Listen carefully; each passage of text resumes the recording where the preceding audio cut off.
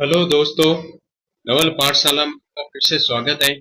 मैं आज आपको बीएड सेकेंड ईयर जो हमारी सघन पाठ योजना का अगला प्रकरण रहेगा समास, उसके बारे में आज आपको सघन पाठ योजना बनाना बताऊंगा। इसमें आपको वही जनरल एंट्री फिलअप करनी है जो आप पहले करते हुए आए हैं। सर्वप्रथम आप विद्यालय का नाम लिखेंगे, फिर आप कक्षा लिखेंगे, फिर आप विषय लिखेंगे, फिर आप प्रकरण लिखेंगे समास, फिर आप दिनांक लिखेंगे, फिर आप कालांश लिखेंगे, फिर आप समयावधि लिखेंगे 30 से 35 मिनट। तो ये आपकी सघन पाठ योजना से रिलेटेड सामान्य एंट्री हो जाती है जो आपको फिलअप करनी जरूरी होती है। फिर हम आगे उद्देश्य शिक्षण उद्देश्य देखेंगे। शिक्षण उद्देश्य में सर्वप्रथम आपको एक टेबल ड्रॉ करनी है। टेबल ड्रॉ करने के बाद आपको एक तरफ शिक्षण उद्देश्य लिखना है और दूसरी तरफ अपेक्षित वारगत परिवर्तन लिखना है। इसमें आप लोग सर्वप्रथम पहला शिक्षण उद्देश्य लिखेंगे ज्ञानात्मक।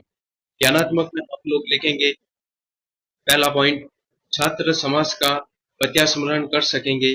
दूसरा पॉइंट इसी में लिखेंगे, छात्र समाज का प्रत्याविज्ञान कर सकेंगे।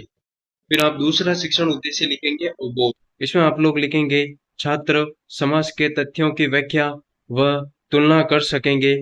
फिर आप तीसरा शिक्षण उद्देश्य लिखेंगे ज्ञानोपयोग। इसमें आप लोग लिखेंगे छात्र समाज के प्रकारों को समझकर उसका प्रयोग कर सकेंगे। फिर आप अगला शिक्षण उद्देश्य लिखेंगे कौशल। इसमें आप लोग लिखेंगे छात्र समास युक्त शब्दों का स्तरानुसार प्रयोग कर सकेंगे। तो ये आपके शिक्षण उद्देश्य हो जाते हैं टोटल 4। आपको इसी प्रकार से अपनी सघन पाठ योजना वाली डायरी में इन शिक्षण उद्देश्यों को लिखना होता है। फिर शिक्षण उद्देश्य समाप्त हो जाने के बाद हम पूर्व ज्ञान देखेंगे। पूर्व ज्ञान में आप लोग लिखेंगे छात्र समाज के बारे में सामान्य जानकारी रखते हैं। अच्छा, तो दोस्तों आपको ये बीएड से रिलेटेड ये आपको वीडियो अच्छी लग रही है तो आप चैनल को सब्सक्राइब कीजिए, लाइक कीजिए, ज़्यादा ज़्यादा शेयर कीजिए। फिर हम आगे प्रस्तावना प्रश्न देखेंगे। प्रस्तावना प्रश्न में आप लोग सर्वप्रथम प्रश्न लिखेंगे, फिर उसके संभावित उत्तर देंगे। इसमें आप लोग पहला प्रस्तावना प्रश्न लिखेंगे पृथ्वी के ऊपर क्या है, तो इसमें हम आंसर देंगे आसमान। फिर हम दूसरा प्रस्तावना प्रश्न देखेंगे आसमान का रंग कैसा होता है, तो इसमें आप लोग आंसर लिखेंगे नीला। फिर हम तीसरा प्रश्न देखेंगे नीला है जो कमल मिलकर क्या होगा, तो इसमें हम लोग आंसर लिखेंगे नीलकमल। फिर हम अगला प्रश्न देखेंगे नीलकमल शब्द को किस प्रक्रिया द्वारा छोटा किया गया है, तो इसमें हम लोग आंसर लिखेंगे निरुत्तर। तो यह आपका लास्ट वाला हमेशा आंसर निरुत्तर होता है। इसके आधार पर ही हम आगे उद्देश्य कथन निर्धारित करते हैं। तो आपके ये प्रस्तावना प्रश्न समाप्त होते हैं। प्रस्तावना प्रश्न समाप्त हो जाने के बाद हम उद्देश्य कथन देखेंगे। उद्देश्य कथन में आप लोग लिखेंगे छात्रों आज हम समाज के बारे में विस्तृत अध्ययन करेंगे। तो ये हमारा पूर्ण रूप से उद्देश्य कथन हो जाएगा। उद्देश्य कथन समाप्त हो जाने के बाद हम प्रस्तुतिकरण देखेंगे। प्रस्तुतिकरण में आपको सर्वप्रथम एक टेबल ड्रॉ करनी होती है और कुछ पॉइंटों को लिखना होता है जो निम्न प्रकार है। पहले आप शिक्षण बिंदु लिखेंगे, फिर छात्राध्यापक क्रियाएं बताएंगे, फिर आप छात्र क्रियाएं बताएंगे, फिर आप श्यामपट्ट सार बताएंगे। तो इसमें हमारा पहला शिक्षण बिंदु होगा विकासात्मक प्रश्न, यानी शिक्षण बिंदु में हम पहला पॉइंट लिखेंगे समास और छात्राध्यापक क्रियाएं में हम विकासात्मक प्रश्न लिखेंगे। तो इसमें हमारा पहला विकासात्मक प्रश्न होगा समास शब्द का अर्थ होता है। फिर हम दूसरा प्रश्न देखेंगे समास किसे कहते हैं, तो इसके आप आंसर लिखेंगे। फिर हम नीचे इन छात्राध्यापक क्रिया का व्याख्यात्मक अध्ययन करेंगे। समास का अर्थ पांच बैठना अर्थात दो शब्दों का परस्पर मेल समास कहलाते हैं। समास के भेद 6 होते हैं जो आपको निम्न प्रकार दे रखे हैं। इसमें पहला भेद होगा अव्ययभाव समास, दूसरे भेद का नाम है तत्पुरुष समास, तीसरे भेद का नाम है दिग्गु समास, चौथे भेद का नाम है कर्मधारय समास, पांचवें भेद का नाम है द्वंद्व समास और छठे प्रकार का नाम है बहुवीर्य समास।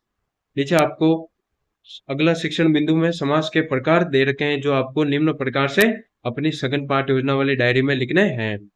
अविभाज्य समास में हम लोग लिखेंगे पहला पद प्रधान होता है, दूसरा हम समास देखेंगे तत्पुरुष, दूसरा पद प्रधान होता है। कर्मधारय में हम लोग देखेंगे दूसरा पद प्रधान होता है। चौथा हम प्रकार देखेंगे दिग्गु समास, इसमें दूसरा पद प्रधान होता है। पांचवा द्वंद्व समास में देखेंगे दोनों पद प्रधान होते हैं। अगला हम प्रकार देखेंगे बहुवीर्य समास, इसमें कोई भी पद प्रधान नहीं होता है। फिर हम आगे छात्र क्रिया में देखेंगे, छात्र ध्यान पूर्वक सुनेंगे और लिखेंगे।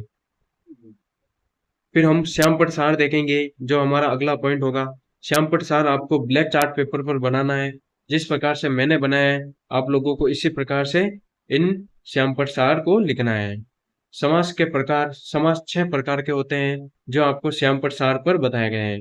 पहला है अव्ययभाव समास, दूसरा है तत्पुरुष समास, तीसरा है द्विगु समास, चौथे समास का नाम है कर्मधारय समास, पांचवें समास का नाम है द्वंद्व समास, छठे समास का नाम है बहुवीर्य समास। तो ये आपके टोटल 6 प्रकार हो जाते हैं समास के। और आपका ये जो प्रस्तुतिकरण है वो यहीं पर ही समाप्त होता है, यानी श्यामपट इसका लास्ट पॉइंट होता है जो यहीं पर ही समाप्त होता है। तो आप लोग देख सकते हैं कि मैंने अपनी डायरी में समास के प्रकार प्लस समास के भेद और समास को समझाते हुए किस प्रकार से अपनी सघन पाठ योजना वाली डायरी को प्रस्तुत किया है। आप लोग इसी प्रकार से अपनी डायरी को प्रस्तुत कर सकते हैं और इसे लिख सकते हैं। विकासात्मक प्रश्न किस प्रकार से दिए हैं, प्रस्तावना प्रश्न किस प्रकार से दिए हैं, शिक्षण उद्देश्य कौन कौन से दिए हैं, आप लोग इसी प्रकार से लिखते हुए अपनी सघन पाठ योजना वाली डायरी को कंप्लीट कर सकते हैं। फिर हम प्रस्तुतिकरण समाप्त हो जाने के बाद हम पुनरावर्ती प्रश्न देखेंगे प्रकरण से रिलेटेड। पहला हमारा पुनरावर्ती प्रश्न होगा, समास के भेद होते हैं, जो आपका ये ऑब्जेक्टिव टाइप यानी विकल्प विकल्प के रूप में आपका आंसर दे रखे हैं, जो आपको विकल्प के रूप में आपका प्रश्न दे रखा है। इसमें पहला विकल्प होगा 2, ब विकल्प में आपको आंसर दे रखा है 7, सब विकल्प में आपको दे रखा है 5 और द विकल्प में आपको दे रखा है 6। आगे कोष्टक में आपको इसका आंसर बताना है। ये आपका ऑब्जेक्टिव क्वेश्चन है। फिर हम मूल्यांकन प्रश्न देखेंगे। मूल्यांकन प्रश्न में हमारा पहला प्रश्न होगा, समास किसे कहते हैं, आपको आंसर बताना है। दूसरा हमारा मूल्यांकन प्रश्न है, द्विगु समास की विशेषता बताइए। तो ये आपके 2 मूल्यांकन प्रश्न हो जाएंगे, जो आपको इसी प्रकार से अपनी डायरी में अंकित करते हुए इनको लिखना है और इनके आंसर बताना है। पुनरावृत्ति प्रश्न और मूल्यांकन प्रश्न समाप्त हो जाने के बाद हम अंत में गृह कार्य देंगे बच्चों को, जो आप इंटर्नशिप के दौरान गृह कार्य देते हैं। तो इसमें हम पहला प्रश्न देखेंगे, समास के भेदों के नाम लिखिए, जो आपको ये गृह कार्य हो जाएगा, इसका आपको आंसर लिखना है। गृह कार्य समाप्त हो जाने के बाद हम सुझाव देंगे इस प्रकरण से रिलेटेड। सुझाव में आप लोग हमेशा सुझाव देंगे, यानी सघन पाठ योजना वाली डायरी में सुझाव देना अनिवार्य है। आप लोग इसी प्रकार से सुझाव को दे सकते हैं जिस प्रकार से मैंने दिया है। इसमें सुझाव आप लोग लिखेंगे, छात्र समास के बारे में जानकारी प्राप्त कर समझ सकेंगे। तो ये आपका इस प्रकरण से रिलेटेड यानी समास प्रकरण से रिलेटेड सुझाव हो जाएगा। आपको सुझाव इसी प्रकार से लिखना है। सुझाव की समाप्ति के बाद आप एक तरफ स्वयं के हस्ताक्षर करवाएंगे और दूसरी तरफ पर्यवेक्षक के हस्ताक्षर करेंगे। इसी प्रकार से आपका ये जो सघन पाठ योजना वाला जो प्रकरण है समास, वो पूर्ण रूप से कंप्लीट होता है।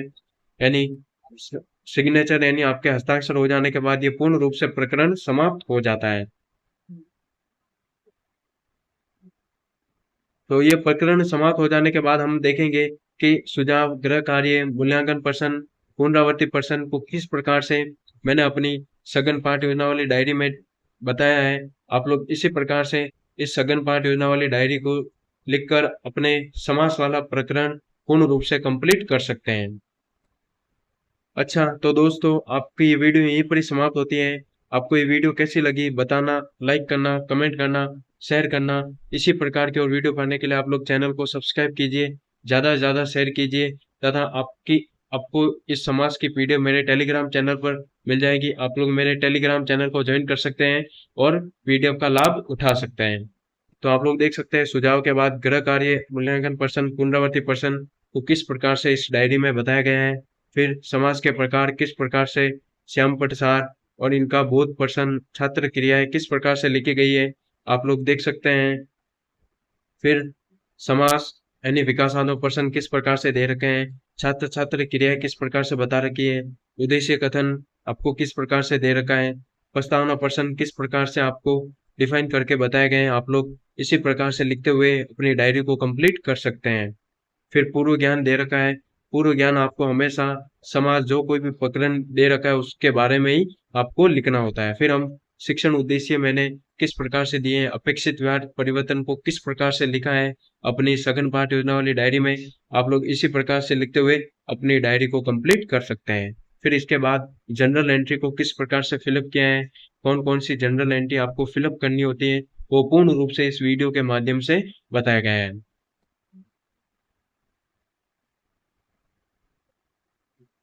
Thank you, have a nice day.